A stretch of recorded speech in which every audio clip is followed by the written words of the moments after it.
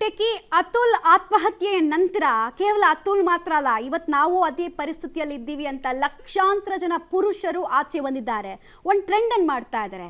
ನ್ಯಾಯದ ನಿರೀಕ್ಷೆಯಲ್ಲಿ ಅಂತ ಅತುಲ್ ಹೇಳಿ ಹೋಗಿದ್ದಾನೆ. ನಮಗೂ ನ್ಯಾಯ ಬೇಕು, ಅತುಲ್ಗೂ ನ್ಯಾಯ ಸಿಗಬೇಕು ಅಂತ ಟ್ರೆಂಡಿಂಗ್ ಆಗ್ತಾ ಇದೆ. ಇನ್ನೊಂದು ಕಡೆಗೆ ಸುಪ್ರೀಂ ಕೋರ್ಟ್ ನಿನ್ನೆ ಕೂಡ ಹಿಯರಿಂಗ್ನಲ್ಲಿ 498A ಸೆಕ್ಷನ್ ದುರ್ಬಳಕೆ ಆಗ್ತಾ ಇರೋದ್ರ ಬಗ್ಗೆ ಕಳವಳ ವ್ಯಕ್ತಪಡಿಸಿತು. ಎಲ್ಲದರ ಡೀಟೇಲ್ಸ್ ಇದೆ, ಅದನ್ನು ನೋಡ್ಕೊಂಡು ಬರೋಣ ಬನ್ನಿ. ಟೆಕ್ಕಿ ಅತುಲ್ ಆತ್ಮಹತ್ಯೆಗೆ ರಾಷ್ಟ್ರವ್ಯಾಪಿ ಖಂಡನೆ.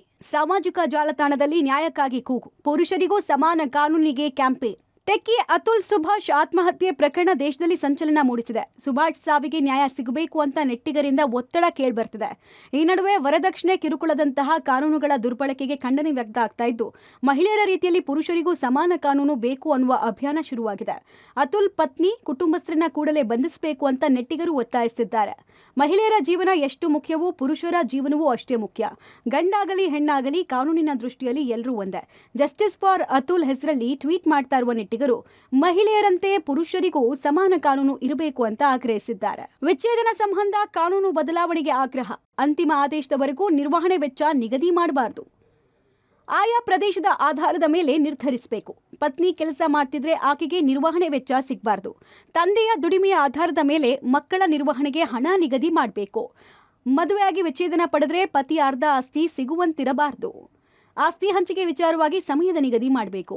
ಮದುವೆಯಾಗಿ 25 ವರ್ಷ ಕಳೆದಿದ್ರೆ 50%, ಮದುವೆಯಾಗಿ 20 ವರ್ಷ ಕಳೆದಿದ್ರೆ 40%, ಮದುವೆಯಾಗಿ 15 ವರ್ಷ ಕಳೆದಿದ್ರೆ 30%, ಮದುವೆಯಾಗಿ 10 ವರ್ಷ ಕಳೆದಿದ್ರೆ 20%, ಮದುವೆಯಾಗಿ 5 ವರ್ಷ ಕಳೆದಿದ್ರೆ 10% ನೀಡುವಂತಿರಬೇಕು. ಪುರುಷರ ಕೆಲಸವನ್ನ ದೃಷ್ಟಿಯಲ್ಲಿಟ್ಟುಕೊಂಡು ವಿಚಾರಣೆಯನ್ನು ನಡೆಸಬೇಕು. ಈಗಿರುವ ಸಂಪತ್ತಿನ ಆಧಾರದ ಮೇಲೆ ಸೆಟಲ್ಮೆಂಟ್ ನಿರ್ಧರಿಸಬೇಕು. ಮದುವೆಗೂ ಮುನ್ನ ಆಗುವ ಒಪ್ಪಂದಗಳಿಗೆ ಮಾನ್ಯತೆ ನೀಡಬೇಕು. ಮಹಿಳೆಯರಂತೆ ಪುರುಷರ ಮಾನಸಿಕ ಒತ್ತಡ ಪರಿಗಣಿಸಬೇಕು ಅಂತೆಲ್ಲ ಡಿಮ್ಯಾಂಡ್ ಇಟ್ಟಿದ್ದಾರೆ.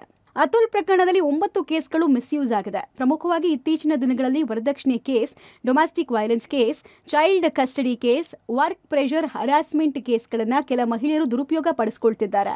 ಮಹಿಳೆಯರು ಕಾನೂನುಗಳನ್ನು ದುರುಪಯೋಗ ಪಡಿಸಿಕೊಂಡ್ರೆ ಅವರ ಮೇಲೆ ದಂಡ ಅಥವಾ ಶಿಕ್ಷೆ ವಿಧಿಸಬೇಕು ಎಂಬ ಆಗ್ರಹ ಕೇಳಿಬರ್ತಿದೆ. ಅತುಲ್ ಕೇಸು ತುಂಬಾ ಅನ್ಯಾಯ ಅನಿಸ್ತಾ ಇದೆ. ಈ ಕೇಸ್ ಮಿಸ್ಯೂಸ್ ಅಲ್ವಾ, ಇದು ಕ್ಲಿಯರ್ ಆಗಿ ನಮ್ಗೆ ಆಗ್ತಾ ಇದೆ. ಬಿಕಾಸ್ ಇದು ಮಿಸ್ಯೂಸ್ ಹೆಂಗೆ ಅಂದ್ರೆ, ಸಫರಿಂಗ್ ಇಸ್ ಎ ಮ್ಯಾನ್. ಅವ್ರಿಗೆ ಒಂದ್ಸಾರಿ ಸಿಕ್ಕಾಕೊಂಡ್ಬಿಟ್ರೆ ಇಂಥ ಕೇಸಸ್ ನಲ್ಲಿ ಕೋರ್ಟ್ ನಲ್ಲಿ 5 ವರ್ಷ 8 ವರ್ಷ ಆದ್ರೆ ಅವ್ನ ಗತಿ ಏನು? 8 ವರ್ಷ ಅವ್ನ ಜೀವನ ಎಲ್ಲ ಯೂತ್ ಎಲ್ಲ ಹೋಯ್ತಲ್ವಾ, ಆ ಯೂತ್ ಮತ್ತೆ ಸಿಗತ್ತಾ? ಅಂತ ಸಿಚುವೇಶನ್ ನಲ್ಲಿ ಇದನ್ನ ಯಾರು ಮಿಸ್ಯೂಸ್ ಮಾಡ್ತಾರೋ ಅವ್ರಿಗೆ ಪನಿಷ್ಮೆಂಟ್ ಕೊಡಬೇಕು ಅಂತ ನಾವು ಹೋರಾಟ ಮಾಡ್ತಾನೆ ಇದೀವಿ. ಜಾಸ್ತಿ ಕೇಸ್ ಬರೋದು ಡೊಮೆಸ್ಟಿಕ್ ವೈಲೆನ್ಸ್ ಅಂದ್ರೆ ಈ ಮನೆಯಲ್ಲಿ ಆಗ್ತಾ ಇರೋ ವೈಲೆನ್ಸ್ ಅಂತ ಒಂದು ಕಾನೂನು ಇದೆ ನೋಡಿ. ಆ ಕಾನೂನು ಎಷ್ಟು ಕೆಟ್ಟದಾಗಿದೆ ಅಂದ್ರೆ, ಪ್ರೊಟೆಕ್ಷನ್ ಫಾರ್ ವುಮೆನ್ ಅಂತಾನೆ ಇದೆ. ನಮ್ಮ ಒತ್ತಾಯ ಏನು ಅಂದ್ರೆ, ಇದು ಜೆಂಡರ್ ನ್ಯೂಟ್ರಲ್ ಮಾಡಬೇಕು ಅಂತ, ಇಬ್ಬರಿಗೂ ಈಕ್ವಲ್ ಆಗಿ ಇರಬೇಕು ಕಾನೂನು. 99% ಪುರುಷರದ್ದೇ ತಪ್ಪಿರುತ್ತೆ ಎಂದ ಕಂಗನಾ. ಕಾನೂನು ಪರಿಶೀಲನೆ ಸಮಯ ಬಂದಿದೆ, ತೇಜಸ್ವಿ ಸೂರ್ಯ. ಈ ನಡುವೆ ಇಂತಹ ಪ್ರಕರಣಗಳಲ್ಲಿ 99% ಪುರುಷರದೇ ತಪ್ಪಿರುತ್ತೆ ಅಂತ ನಟಿ ಹಾಗೂ ಸಂಸದೆ ಕಂಗನಾ ರನೌತ್ ವಿವಾದಾತ್ಮಕ ಹೇಳಿಕೆ ಕೊಟ್ಟಿದ್ದಾರೆ. ಪುರುಷರಿಂದಲೇ ಇಂತಹ ತಪ್ಪುಗಳು ನಡೆಯುತ್ತೆ. ಅತುಲ್ ಘಟನೆ ನನ್ನನ್ನು ಆಘಾತಗೊಳಿಸಿದೆ ಎಂದಿದ್ದಾರೆ. ಆದರೆ ಕಾನೂನು ಪರಿಶೀಲಿಸುವ ಸಮಯ ಬಂದಿದೆ ಅಂತ ಸಂಸದ ತೇಜಸ್ವಿ ಸೂರ್ಯ ಹೇಳಿದ್ದಾರೆ. जो फैमिली लॉज है पहली बार नहीं है, सुप्रीम कोर्ट भी आईपीसी 498 जो पहले थे डाउरी हरासमेंट केस के आईपीसी सेक्शन थे, उसके मिसयूज के बारे में भी कई सारे टिप्पणी अलग अलग जजमेंट्स में माननीय सुप्रीम कोर्ट में भी रिकॉर्ड्स हुए हैं. But this is a stark wake up call that not everything is right in the system, and many legislations that were brought with good intentions are now being misused, and that misuse is costing the lives of many people. इसलिए इसका review करना जरूरी है. ಕಾನೂನು ದುರ್ಬಳಕೆಗೆ supreme court ಕಳವಳ. Techie Atul ಸಾವಿಗೆ supreme court ಬೇಸರ. ಇನ್ನು ಕೌಟುಂಬಿಕ ದೌರ್ಜನ್ಯ, ವರದಕ್ಷಿಣೆ ಕಿರುಕುಳದಂತಹ ಕಾನೂನುಗಳ ದುರ್ಬಳಕೆಗೆ ಸುಪ್ರೀಂ ಕೋರ್ಟ್ ಕೂಡ ನಿನ್ನೆ ಕಳವಳ ವ್ಯಕ್ತಪಡಿಸಿದೆ. ಪ್ರತ್ಯೇಕ ಪ್ರಕರಣವೊಂದನ್ನು ವಿಚಾರಣೆ ನಡೆಸ್ತಾ ಇದ್ದ ನ್ಯಾಯಮೂರ್ತಿ BV ನಾಗರತ್ನ ನೇತೃತ್ವದ ಪೀಠ ಮಹಿಳಾ ಪರ ಕಾನೂನು ದುರ್ಬಳಕೆ ಸರಿಯಾದ ಕ್ರಮವಲ್ಲ ಅಂತ ಹೇಳಿದೆ.